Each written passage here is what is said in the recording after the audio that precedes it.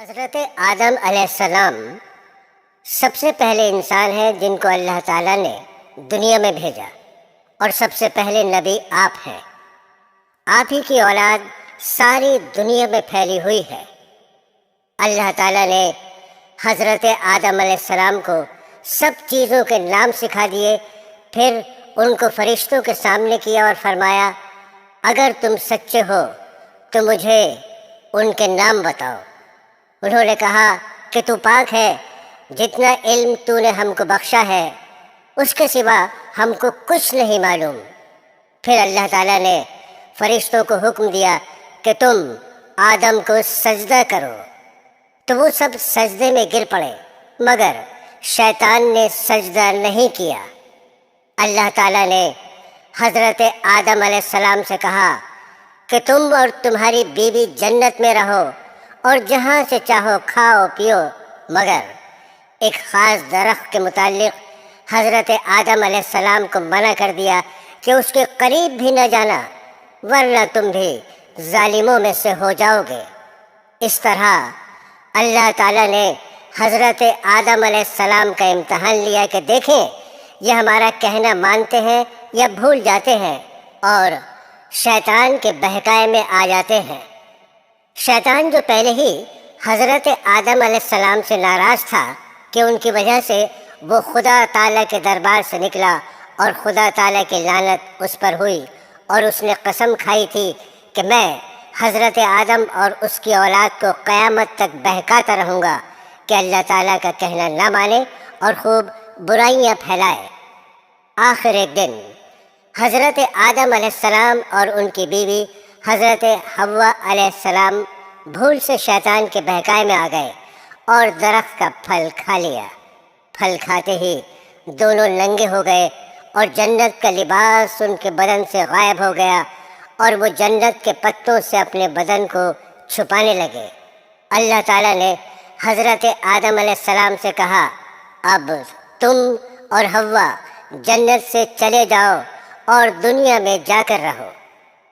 حضرت آدم علیہ السلام کو جنت سے نکلنے اور شیطان کے بہکانے میں آنے کا بہت رنج ہوا، اور بہت عرصے تک اللہ تعالیٰ سے معافی مانگتے رہے، روتے رہے کہ اللہ تعالیٰ مجھے معاف کر دے۔ آخر کار اللہ تعالیٰ کو رحم آیا اور حضرت آدم علیہ السلام کو یہ دعا سکھائی کہ اے ہمارے رب، ہم نے اپنے اوپر ظلم کیا اور تو ہم پر رحم نہیں کرے گا تو ہم بڑا نقصان اٹھانے والوں میں سے ہو جائیں گے۔ تو حضرت آدم علیہ السلام نے یہ دعا بہت گڑ گڑا کر مانگی، چنانچہ حضرت آدم علیہ السلام کو بھی اللہ تعالیٰ نے معاف کر دیا، اور پھر کہا کہ تم اور تمہاری اولاد دنیا میں رہو، اور یہ بات یاد رکھو کہ جب میری طرف سے کوئی نبی میری ہدایت لے کر تمہارے پاس آئے تو تم اس کا کہنا ماننا۔ جو میرے بھیجے ہوئے نبیوں کا کہنا مانے گا اس کو پھر نہ کوئی خوف ہوگا اور نہ غم ہوگا، اور جو لوگ میرے نبیوں کی بات کو نہیں مانیں گے اور ہماری آیتوں کو جھٹلائیں گے وہ دوزخ میں جائیں گے اور ہمیشہ اسی میں رہیں گے۔ اس کے بعد حضرت آدم علیہ السلام اور حضرت حوا دنیا میں رہنے سہنے لگے۔ حضرت آدم علیہ السلام 900 سال زندہ رہ کر وفات پا گئے۔ حضرت نوح علیہ السلام۔ حضرت نوح کا تذکرہ قرآن مجید میں 42 جگہ آیا ہے۔ حضرت آدم کی اولاد دنیا میں خوب بڑھی، آہستہ آہستہ یہ خدا کو بھولتے گئے جس نے اسے پیدا کیا تھا اور جو ان کا پالنے والا ہے، اور شیطان کے بہکائے میں آنے لگے جس نے حضرت آدم علیہ السلام کو جنت سے نکلوا دیا تھا۔ شیطان کے بہکائے میں آ کر یہ لوگ بتوں، آگ، سورج وغیرہ کو پوجنے لگے۔ حضرت نوح علیہ السلام 950 سال تک اپنی قوم میں واس کرتے رہے کہ اے لوگو، صرف ایک اللہ کی عبادت کرو اور میرا کہا مانو، وہ تمہارے گناہ بخش دے گا۔ لیکن لوگوں نے حضرت نوح علیہ السلام کی باتوں کو نہ مانا اور اپنے کانوں میں انگلیاں دے لیں اور کپڑے اوڑھ لیے تاکہ حضرت نوح علیہ السلام کی آواز کانوں تک نہ پہنچے۔ حضرت نوح علیہ السلام ہمت نہیں ہارے اور برابر سمجھاتے رہے۔ ان کی قوم کے لوگوں نے کہا، اے نوح، تم نے ہم سے جھگڑا بہت کر لیا، اگر تم سچے ہو تو جس عذاب سے تم ہم کو ڈراتے ہو وہ لے آؤ۔ حضرت نوح علیہ السلام نے کہا کہ جب اللہ پاک چاہیں گے عذاب لے آئیں گے۔ اللہ تعالیٰ نے حضرت نوح علیہ السلام کو وحی کے ذریعے سے حکم بھیجا کہ تمہاری قوم میں جو لوگ ایمان لا چکے ہیں ان کے علاوہ اور کوئی ایمان نہیں لائے گا، تم غم نہ کرو، ایک کشتی بناؤ۔ اللہ تعالیٰ نے حضرت نوح علیہ السلام کو حکم دیا کہ سب جانوروں کا ایک ایک جوڑا کشتی میں سوار کر لو، اور جو لوگ تمہارے اوپر ایمان لائے ہیں یعنی مسلمان ہو گئے ہیں ان کو سوار کر لو۔ حضرت نوح علیہ السلام نے اس کشتی میں سوار ہونے والوں سے کہا کہ اللہ تعالیٰ کا نام لے کر اس کشتی میں سوار ہو جاؤ کہ اس کا چلنا اور ٹھہرنا اسی کے ہاتھ میں ہے، اللہ تعالیٰ بڑا بخشنے والا مہربان ہے۔ آسمان سے کئی دنوں تک لگاتار بارش ہوتی رہی۔ پھر خدا تعالیٰ نے زمین کو حکم دیا اپنا پانی نگل جا، اور آسمان کو بھی حکم دیا کہ پانی برسانا بند کر دے، یہاں تک کہ پانی خشک ہو گیا اور تمام کافر دنیا میں ختم کر دیے گئے۔ اس کے بعد حضرت نوح السلام کی امت سے دنیا بسی اور آہستہ آہستہ ان کے بال بچے آباد ہوتے گئے۔ یہ سب لوگ خدا تعالیٰ کی اطاعت کرتے رہے۔ زمانہ گزرتا گیا اور آہستہ آہستہ شیطان نے پھر بہکانا شروع کیا تو یہ لوگ خداوند تعالیٰ کو بھولنے لگے۔ حضرت ہود علیہ السلام۔ خداوند تعالیٰ جو اپنے بندوں پر بڑا رحم کرنے والا ہے، اس نے پھر حضرت ہود علیہ السلام کو اپنا پیغمبر بنا کر ان لوگوں کے پاس بھیجا، اور انہوں نے اپنی قوم سے جو عاد کہلاتی تھی کہا، تم خدا ہی کی عبادت کرو، اس کے سوا تمہارا کوئی معبود نہیں۔ میرے ہاتھ اللہ تعالیٰ نے تمہیں جو پیغام بھیجا تھا وہ میں نے تمہیں پہنچا دیا۔ اگر تم میرا کہنا نہ مانو گے تو اللہ تعالیٰ تمہاری جگہ اور لوگوں کو بسا دے گا، اور تم خداوند تعالیٰ کا کچھ نقصان نہیں کر سکتے۔ اس پر ان کی قوم نے کہا کہ روز تو ہمیں خدا کے عذاب سے ڈراتا ہے، جا اپنے خدا سے کہے کہ ہم پر عذاب نازل کر دے اور اس میں ہرگز دیر نہ کرے۔ آسمان پر ایک بادل نمودار ہوا جسے دیکھ کر یہ سمجھے کہ بارش ہونے والی ہے۔ حضرت ہود علیہ السلام کو اللہ تعالیٰ نے بتا دیا تھا کہ یہ عذاب ہے، چنانچہ وہ ایماندار لوگوں کو لے کر بستی سے باہر چلے گئے۔ اس بادل کے بعد آندھی آئی جو 8 دن اور 7 رات تک متواتر چلتی رہی، یہاں تک کہ سب کافر مر گئے اور نیست و نابود ہو گئے۔ صرف اللہ تعالیٰ پر ایمان لانے والے ہی باقی بچ گئے، اور اس طرح ایک بار پھر اللہ تعالیٰ کی زمین کافروں اور مشرکوں سے خالی ہو گئی۔ حضرت صالح علیہ السلام۔ حضرت ہود کی امت جو عاد کہلاتی تھی وہ اللہ تعالیٰ کے عذاب سے ہلاک ہو گئی، اور اس میں کے باقی بچے ہوئے لوگ پھر آباد ہوئے۔ ان کی اولادیں ہوتی گئیں، بڑھتی گئیں۔ انہوں نے اپنا نام سمود رکھا۔ یہ لوگ بھی آہستہ آہستہ بت پرستی کرنے لگے اور برے کاموں میں پڑ گئے، تو اللہ تعالیٰ نے ان کے پاس حضرت صالح علیہ السلام کو نبی بنا کر بھیجا۔ انہوں نے اپنی قوم سے کہا کہ اللہ کی عبادت کرو، اس کے سوا تمہارا کوئی معبود نہیں۔ اور دیکھو، اللہ تعالیٰ نے قوم ہود کے بعد تم کو سردار بنایا اور زمین پر آباد کیا۔ تم زمین میں بڑے بڑے محل بناتے ہو اور اپنے پہاڑوں کو کاٹ کاٹ کر اس پر بھی گھر تراشتے ہو۔ تم اللہ کی نعمتوں کا شکر ادا کرو اور زمین میں فساد مت پھیلاؤ۔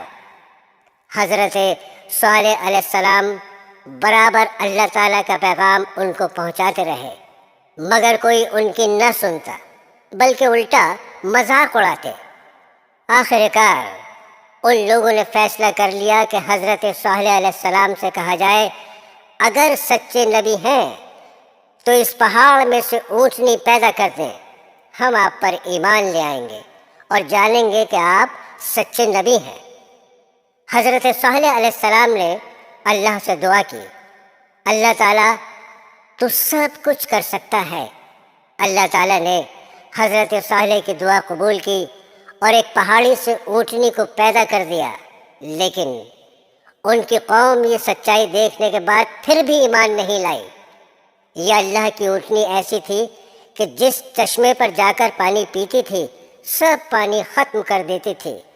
اب تو ان کی قوم کے لوگ اور بھی پریشان ہوئے۔ حضرت صالح علیہ السلام نے اپنی قوم سے کہا کہ دیکھو، اس اونٹنی کے لیے باری مقرر کر لو، ایک روز تمہارے جانور چشمے سے پانی پئیں اور ایک روز یہ اونٹنی پیے، لیکن دیکھو اس کو بری نیت سے ہاتھ نہ لگانا، یعنی اس کو تکلیف نہ پہنچانا، ورنہ تمہارے حق میں اچھا نہیں ہوگا۔ کچھ روز تک تو وہ اونٹنی کو حیرت سے دیکھتے رہے اور ان کی قوم کے چند لوگوں نے مشورہ کر کے اونٹنی کو مار ڈالا۔ حضرت صالح علیہ السلام کو اس کی خبر ہوئی تو آپ کو بہت رنج ہوا اور انہوں نے اپنی قوم سے کہا میں نے تم کو منع کیا تھا کہ اس اونٹنی کو تکلیف مت دینا، ورنہ تم پر جلد اللہ کا عذاب آئے گا، مگر تم نے نہیں مانا۔ اب تم لوگ اپنے گھروں میں 3 روز اور مزے کر لو، اس کے بعد اللہ کا عذاب آئے گا جو تم سب کو ختم کر دے گا۔ چنانچہ ایسا ہی ہوا۔ اللہ تعالیٰ نے حضرت صالح علیہ السلام اور ان لوگوں کو بچا لیا جو ایمان لے آئے تھے، لیکن جو لوگ ایمان نہیں لائے تھے ایک بڑی ہیبت ناک اور خوفناک آواز پیدا ہوئی جس سے وہ اپنے گھروں میں اوندھے پڑے رہ گئے اور مر گئے۔ ایسا معلوم ہوتا تھا کہ کبھی یہ یہاں رہتے ہی نہ تھے۔ حضرت ابراہیم علیہ السلام، آپ کا ذکر قرآن پاک میں 68 جگہ آیا ہے۔ حضرت ابراہیم علیہ السلام بہت ہی بڑے نبی گزرے ہیں۔ دنیا میں جب بت پرستی کا زور ہو گیا، لوگ بتوں کو بناتے اور خود ان کی پوجا کرتے۔ حضرت ابراہیم علیہ السلام کے والد بھی بت بناتے تھے اور بتوں کو خدا سمجھتے تھے۔ حضرت ابراہیم علیہ السلام ان لوگوں سے کہتے کہ تم لوگ کیوں ان بتوں کو پوجتے ہو؟ یہ تمہیں نہ کوئی نفع دے سکتے ہیں نہ نقصان۔ مگر وہ جواب دیتے کہ جو ہمارے باپ دادا کرتے ہیں وہی ہم بھی کر رہے ہیں۔ ایک روز ان لوگوں کا شہر سے باہر کوئی بڑا میلہ ہوا۔ یہ سب لوگ اس میلے میں شریک ہونے شہر سے چلے گئے۔ حضرت ابراہیم علیہ السلام اس میلے میں نہ گئے۔ ان کے پیچھے حضرت ابراہیم علیہ السلام ملک کے بڑے بت خانے میں گئے اور وہاں کے سب بتوں کو توڑ ڈالا سوائے ایک سب سے بڑے بت کے، اور کلہاڑی جس سے سب بتوں کو توڑا تھا وہ اس بڑے بت کے کندھے پر رکھ دی، جس سے یہ معلوم ہوتا تھا کہ یہ سب اسی نے توڑے ہیں۔ لوگ جب واپس آئے تو انہوں نے بتوں کی یہ درگت دیکھی۔ حضرت ابراہیم علیہ السلام نے اپنے باپ کو بھی سمجھایا اور بت پرستی سے منع کیا اور عرض کیا کہ اے باپ، میں ڈرتا ہوں کہ تم پر خدا کا کوئی عذاب نازل نہ ہو۔ اس پر ان کے باپ بہت سخت ناراض ہوئے اور کہا کہ آئندہ تو نے مجھ سے کوئی ایسی بات کہی تو میں تجھے سنسار کر دوں گا، اور کہا تو میرے پاس سے ہمیشہ کے لیے چلا جا۔ آپ نے باپ کو سلام کیا اور کہا میں چلا جاتا ہوں، لیکن تمہارے لیے مغفرت کی دعا کرتا رہوں گا۔ برادران اسلام، وہاں کے بادشاہ نمرود کو جو بہت ظالم اور بت پرست تھا، ان سب باتوں کا پتہ چلا کہ آزر کا بیٹا ابراہیم لوگوں کو بتوں کی پوجا کرنے سے منع کرتا ہے اور ایک خدا کی دعوت دیتا ہے، تو اس نے ان کو اپنے دربار میں بلایا اور آپ سے جھگڑنے لگا۔ حضرت ابراہیم علیہ السلام نے فرمایا کہ میرا خدا تو وہی ہے جو مارتا بھی ہے اور جلاتا بھی ہے۔ نمرود نے کہا میں بھی مار سکتا ہوں اور جلا سکتا ہوں۔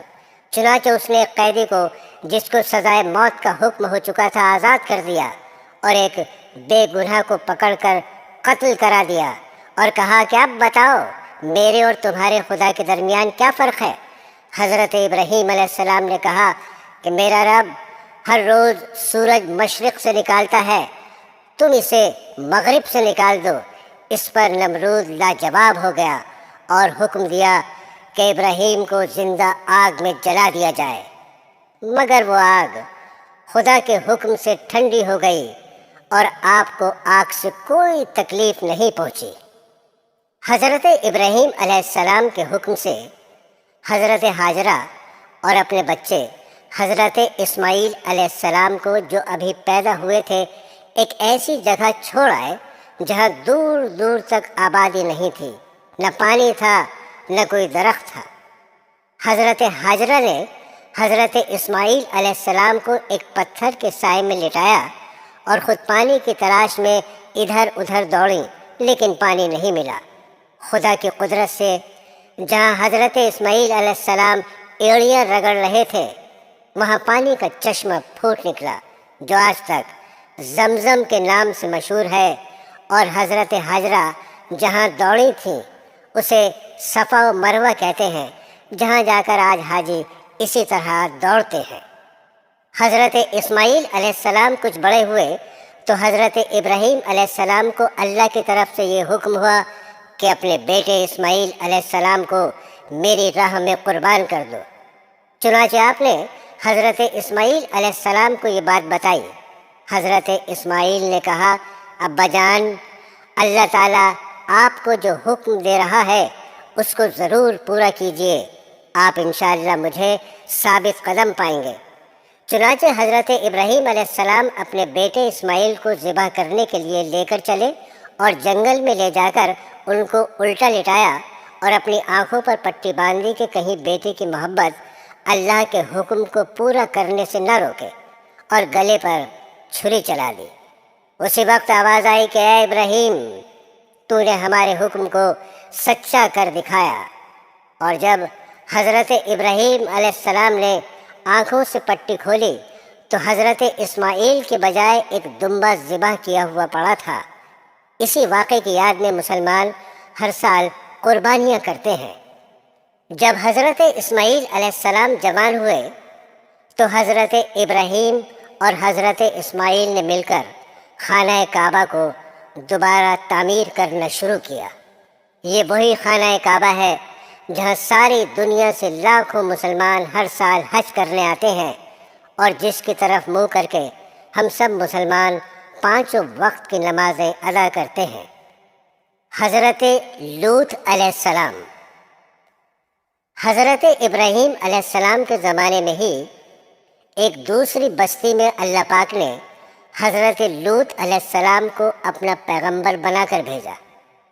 حضرت لوط علیہ السلام کے قوم کے لوگ بڑی بے شرمی کے کام کیا کرتے تھے، چوری، ڈاکہ زنی وغیرہ۔ حضرت لوط علیہ السلام نے بار بار سمجھایا کہ تم ایسی بے شرمی کا کام کیوں کرتے ہو جو تم سے پہلے دنیا میں کسی نے نہیں کیے؟ تم عورتوں کو چھوڑ کر لڑکوں سے بے شرمی کی بات کرتے ہو۔ ان کی قوم والوں کو اور کوئی جواب نہیں آیا تو کہنے لگے کہ لوط اور اس کے گھر والوں کو اپنے گاؤں سے نکال دو، یہ بہت پاک بنتے ہیں۔ حضرت لوط علیہ السلام کی نصیحت کا ان پر کوئی اثر نہیں ہوا۔ کہنے لگے، جس عذاب سے تو ہم کو ڈراتا ہے، اگر تو سچا ہے تو ایک دن اس عذاب کو ہم پر لے آ۔ آخر کار خدا کا غضب جوش میں آ گیا۔ اللہ نے فرشتوں کو خوبصورت لڑکوں کی شکل میں حضرت لوط علیہ السلام کے مکان پر بھیجا۔ حضرت لوط علیہ السلام نے جب لڑکوں کو دیکھا تو بہت غمگین ہوئے کہ یہ لڑکے میرے پاس مہمان ہیں اور میری قوم کے لوگ ان کو پریشان کریں گے۔ کہنے لگے، آج کا دن میری مشکل کا دن ہے۔ حضرت لوط علیہ السلام کو اتنا غمگین دیکھا تو کہا، اے لوط، ہم تمہارے رب کی طرف سے بھیجے ہوئے فرشتے ہیں، یہ لوگ آپ تک ہرگز نہیں پہنچ سکتے۔ آپ رات کے اندھیرے میں اپنے گھر والوں کو لے کر اس بستی سے چل دیں اور کوئی شخص پیچھے مڑ کر نہ دیکھے، مگر اپنی بیوی کو چھوڑ دینا، کیونکہ وہ کافر ہے اور آفت اس بستی پر آنے والی ہے، وہ اس پر بھی پڑے گی۔ اس بستی پر صبح کے قریب اللہ کا عذاب ہوگا۔ حضرت لوط علیہ السلام خدا کے حکم کے بموجب اپنی بیوی کو چھوڑ کر بقیہ اپنے گھر والوں کو لے کر رات کو اس بستی سے چل نکلے۔ صبح کے قریب اللہ تعالیٰ کا عذاب آیا اور اس بستی پر پتھر اور کنکروں کی بارش شروع ہوئی۔ پھر اس بستی کو اٹھا کر الٹا پٹخ دیا اور اسے نیچے اوپر کر دیا، اور وہ بستی جس کے لوگ لڑکوں سے بے شرمی کی باتیں کرتے تھے اور حضرت لوط کے منع کرنے سے نہیں مانتے تھے، سب کے سب فنا ہو گئے۔ حضرت یوسف علیہ السلام۔ حضرت یوسف علیہ السلام حضرت یعقوب علیہ السلام کے چھوٹے بیٹے تھے، اور یعقوب علیہ السلام حضرت ابراہیم علیہ السلام کے پوتے تھے۔ اس طرح حضرت یوسف علیہ السلام حضرت ابراہیم علیہ السلام کے پڑ پوتے ہوئے۔ حضرت یعقوب علیہ السلام کے 12 بیٹے تھے، اور حضرت یوسف علیہ السلام سب سے چھوٹے تھے، بہت خوبصورت تھے، باپ ان کو بہت چاہتے تھے۔ حضرت یوسف علیہ السلام نے ایک خواب میں دیکھا کہ 11 ستارے اور چاند اور سورج مجھے سجدہ کر رہے ہیں۔ انہوں نے یہ خواب اپنے باپ کو بتایا۔ باپ نے حضرت یوسف علیہ السلام کو منع کر دیا کہ یہ خواب اپنے سوتیلے بھائیوں کو نہ بتائیں۔ حضرت یوسف علیہ السلام کے سوتیلے بھائیوں نے مل کر مشورہ کیا کہ ہمارے ابا جان یوسف علیہ السلام کو بہت چاہتے ہیں اور ہم کو اتنا نہیں چاہتے، اس لیے یوسف علیہ السلام کو جان سے مار دیا جائے۔ لیکن ان میں سے ایک نے کہا کہ جان سے مت مارو، بلکہ یوسف کو ایسے کنویں میں پھینک دو جس میں پانی نہ ہو۔ سب نے مل کر یہ بات طے کر لی۔ جس کنویں میں حضرت یوسف علیہ السلام کو پھینکا تھا، اس کے قریب ایک قافلہ آیا اور انہوں نے پانی نکالنے کے لیے ڈول کنویں میں ڈالا تو دیکھا کہ خوبصورت لڑکا کنویں میں ہے۔ ان کو باہر نکال لیا گیا، اور جب قافلہ مصر پہنچا تو وہاں پر مصر کے بادشاہ نے ان قافلے والوں کو تھوڑی قیمت دے کر خرید لیا، اور اپنی بیوی زلیخا سے کہا کہ اس کو پالو، ہو سکتا ہے ہم اس کو اپنا بیٹا بنا لیں۔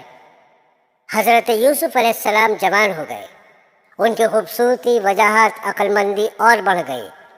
زلیخا عزیز مصر کی بیوی ان پر فریفتہ ہو گئی اور ان کو ان کے نفس کی جانب سے پھسلانے لگی۔ ایک روز اس نے کمرے کے سارے دروازے بند کر دیے۔ حضرت یوسف علیہ السلام نے یہ حالت دیکھی تو خدا سے پناہ مانگی اور دروازے کی طرف بھاگے۔ زلیخا نے پیچھے سے آپ کی قمیص پکڑ لی، جس سے قمیص پھٹ گئی۔ اس وقت عزیز مصر یعنی زلیخا کا شوہر بھی دروازے پر آ گیا۔ زلیخا نے الٹا الزام حضرت یوسف علیہ السلام پر لگایا اور اپنے خادم سے کہا کہ یہ شخص تیری بیوی کی بے آبرو کرنا چاہتا تھا، جس کی سزا اس کو ملنی چاہیے۔ حضرت یوسف علیہ السلام نے کہا، میں بے گناہ ہوں، بلکہ یہ عورت مجھ کو پھسلانے کی کوشش کر رہی تھی، مگر خدا نے مجھ کو اس سے بچا لیا۔ آخر کار یہ معاملہ قاضی کے پاس پیش ہوا۔ قاضی نے حضرت یوسف علیہ السلام سے صفائی کے لیے گواہ طلب کیے۔ حضرت یوسف نے عزیز مصر کے خاندان کے ایک معصوم اور ننھے بچے کی طرف اشارہ کیا کہ یہ اس وقت موجود تھا، یہ سچی گواہی دے گا۔ ننھے بچے نے کہا کہ اگر قمیض آگے سے پھٹی ہے تو یوسف مجرم ہے، اور اگر پیچھے سے پھٹی ہے تو یوسف سچے ہیں اور زلیخا جھوٹی ہے۔ جب حضرت یوسف کا کرتا دیکھا گیا تو وہ پیچھے سے پھٹا ہوا تھا۔ عزیز مصر نے حضرت یوسف سے کہا، اس بات کو جانے دو، اور زلیخا سے کہا، تم معافی مانگ، حقیقت میں تو ہی قصوروار ہے۔ اس واقعے کی خبر سارے مصر میں پھیل گئی، اور عورتیں آپس میں باتیں کرنے لگیں کہ زلیخا اپنے غلام کو چاہتی ہے۔ زلیخا نے ان عورتوں سے کہا کہ یہ وہی شخص ہے جس کے لیے تم مجھے ملامت کرتی ہو، میں حقیقت میں اس کو چاہتی ہوں۔ اگر اس نے میری محبت کو ٹھکرا دیا تو میں اس کو قید کرا دوں گی۔ حضرت یوسف کو جب اس کا علم ہوا تو انہوں نے اللہ تعالیٰ سے دعا کی کہ اے اللہ، تو ہی مجھ کو بچا سکتا ہے، اگر میں ان عورتوں کے فریب میں آ گیا تو میں جاہلوں میں سے ہو جاؤں گا، اس سے بہتر تو یہ ہے مجھے قید خانے میں ڈال دیا جائے۔ اللہ نے حضرت یوسف علیہ السلام کی دعا قبول کی اور وہ جیل میں ڈال دیے گئے۔ حضرت یوسف سے پہلے جیل میں 2 قیدی اور بھی تھے۔ ایک دن یہ دونوں قیدی حضرت یوسف کے پاس آئے اور انہوں نے کہا، ہم نے ایک عجیب خواب دیکھا ہے۔ ساقی نے کہا، میں نے دیکھا ہے کہ بادشاہ کو انگور کی شراب پلا رہا ہوں۔ باورچی نے کہا، میں نے دیکھا کہ میرے سر پر روٹیاں ہیں اور پرندے ان کو نوچ نوچ کر کھا رہے ہیں۔ یہ خواب بیان کرنے کے بعد انہوں نے حضرت یوسف علیہ السلام سے اس کی تعبیر پوچھی۔ حضرت یوسف علیہ السلام نے بتایا کہ ساقی تو جیل سے چھوٹ جائے گا اور پھر بادشاہ کی ملازمت میں جا کر اس کو شراب پلائے گا اور باورچی کو سولی پر چڑھا دیا جائے گا اور اس کی لاش کو جانور کھائیں گے۔ ایسے ہی ہوا۔ اللہ تعالیٰ نے ساقی کو رہا کرا دیا اور باورچی کو سولی ہو گئی۔ حضرت یوسف علیہ السلام ان کے بعد بھی سالوں جیل میں رہے، لیکن کسی کو ان کی رہائی کا خیال نہ آیا۔ اتفاقاً مصر کے بادشاہ نے خواب میں دیکھا کہ 7 دبلی پتلی گائیں 7 موٹی تازی گایوں کو کھا رہی ہیں اور 7 ہری اور 7 سوکھی ہوئی بالیں دیکھیں۔ بادشاہ نے اپنے درباریوں سے اس کی تعبیر پوچھی مگر کوئی بھی صحیح جواب نہ دے سکا۔ اس موقع پر ساقی کو یاد آیا کہ اس نے اپنا خواب حضرت یوسف سے پوچھا تھا اور آپ کا جواب بالکل صحیح ہوا تھا۔ اس نے کہا کہ جیل میں شخص ہے جو خواب کی تعبیر صحیح بیان کرتا ہے۔ بادشاہ سے، جس کو عزیز مصر کہتے تھے، اجازت لے کر وہ جیل گیا اور حضرت یوسف علیہ السلام سے سارا واقعہ بیان کیا۔ حضرت یوسف نے فرمایا کہ اس خواب کی تعبیر یہ ہے کہ 7 سال ملک میں خوب غلہ پیدا ہوگا اور 7 سال سخت قحط پڑے گا اور پھر 1 سال آئے گا جس میں خوب بارش ہوگی اور غلہ ہوگا۔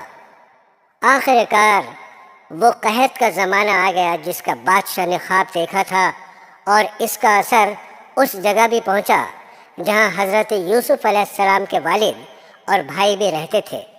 چنانچہ حضرت یعقوب علیہ السلام نے اپنے بیٹوں کو غلہ لانے کے لیے مصر میں حضرت یوسف کے پاس بھیجا۔ جب حضرت یوسف کے بھائی آئے تو حضرت یوسف نے ان کو پہچان لیا اور بھائی حضرت یوسف کو نہیں پہچان سکے۔ حضرت یوسف علیہ السلام نے ان کو غلہ دیا اور کہا، اگلی دفعہ آؤ تو اپنے دوسرے بھائی کو بھی ساتھ لے کر آنا، ورنہ میں تم کو غلہ نہیں دوں گا، اور اپنے ملازموں سے کہہ دیا کہ جو قیمت انہوں نے غلے کی دی ہے وہ چپکے سے ان کے سامان میں رکھ دو تاکہ وہ پھر مصر آئیں۔ اب ایک بار پھر سب بھائی مل کر مصر پہنچے۔ حضرت یوسف علیہ السلام سے گھر والوں کی بری حالت بیان کی اور کہا، ہم اپنے ساتھ بہت تھوڑا سامان لائے ہیں مگر چاہتے ہیں کہ آپ پورا غلہ دیں۔ حضرت یوسف نے اپنے گھر کا یہ حال سنا تو بے تاب ہو گئے، ان سے رہا نہ گیا اور انہوں نے اپنے بھائیوں سے کہا، تم جانتے ہو کہ تم نے یوسف اور اس کے بھائی کے ساتھ کیا کیا ہے؟ بھائیوں نے نہایت تعجب اور حیرانی کے ساتھ پوچھا کہ کہیں آپ ہی تو یوسف نہیں؟